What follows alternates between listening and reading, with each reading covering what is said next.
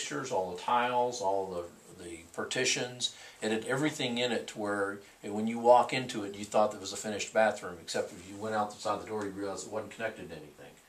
And so when we delivered it to site, set it on piers, you connected the water, the power, and the waste, and it's a functioning bathroom, complete with tile and everything. And so that particular commercial construction we were doing with 4 steel corner posts on the corner, and then an I-beam that bridged that, and bar joists that went the length of the building. And the reason we did that is because there was nothing structural on the inside, none of the walls were structural, so if somebody needed to repurpose that, you could just go wipe it out and come back and redo it again. And so that worked out very well. In the slab, you can core through the slab to get through just like you would a traditional foundation, you core through it. There's certain areas that we don't want you to core through because there's beams in there, and so you just kind of keep track of that. The majority of the slab is 3 inches thick, and we have 4 inches of foam underneath it. There's a steel mesh in the top of the slab, and then there's a steel in the corners and things like that, with embeds in it for transportation and moving purposes. This is a science laboratory that we built in Texas for Texas Tech.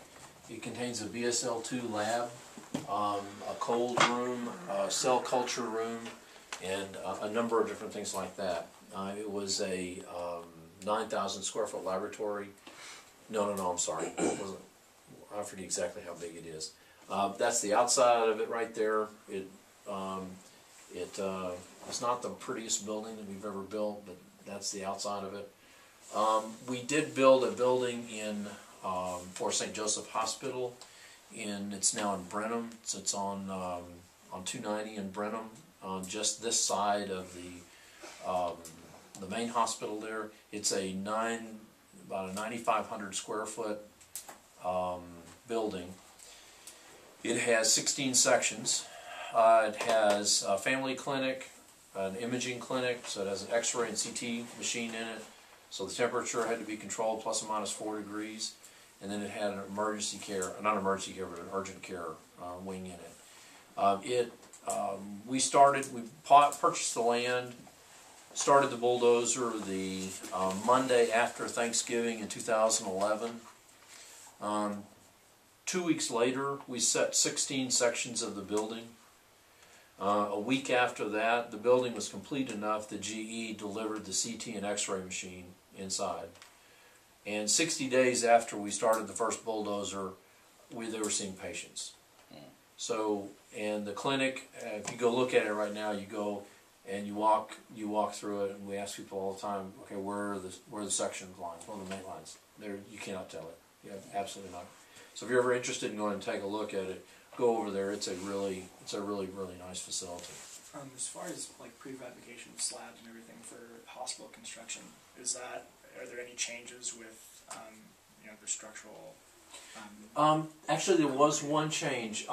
The connection for the CT machine was a little bit higher, needed a little bit higher, thicker slab because of the through bolts that they wanted to put through it. So instead of being a 3-inch slab, we went ahead and cast it 4 inches. And we have that flexibility. If certain pieces needed to be in certain areas, we have the flexibility to do that. In fact, in some of the housing construction, we do a leave out, where we know where the bathrooms are going to be, and so we'll do a leave out where the shower is going to be, so that you have that area right there. You can do a leave out.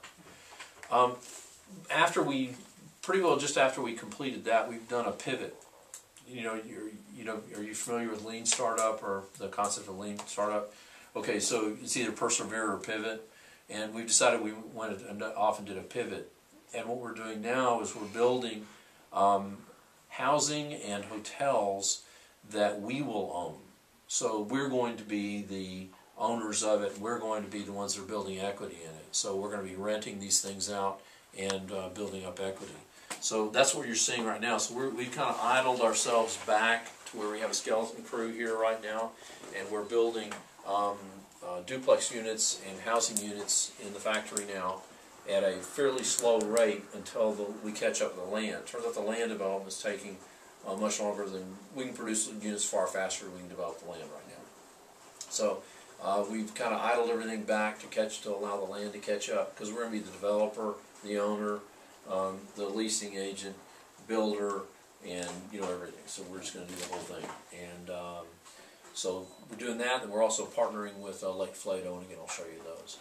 The key to our construction is that you start out with that stable foundation. We've figured out how to make it.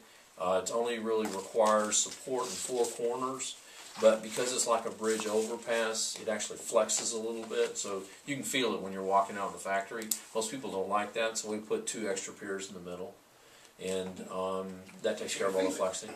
Sorry? You can feel it. You can feel it. Yeah, it'll move just a little bit. It's not, and it doesn't hurt it. It's not going to destroy it. It's not going. None of that vibration is going to hurt anything, but people don't like to feel it, so we put those piers in the middle, and it takes care of all that. I wouldn't think the deflection would be enough to You can feel be it. noticeable. Yeah, you can feel it just a little bit. If you had 2 sections together, these share piers, and so you put a pier here and here. We've got a variety of different piers. We either do drilled concrete piers, or we're using helical piers. We're actually working on, we have some designs now for helical piers. The other thing that we are doing is we're a licensed manufacturing through the TDLR. So anything that we do inside the factory here is inspected in the factory, and so all of our code compliance is done here, electrical, plumbing, everything like that. So anything that's done inside the factory is inspected, and then the state takes the liability for it.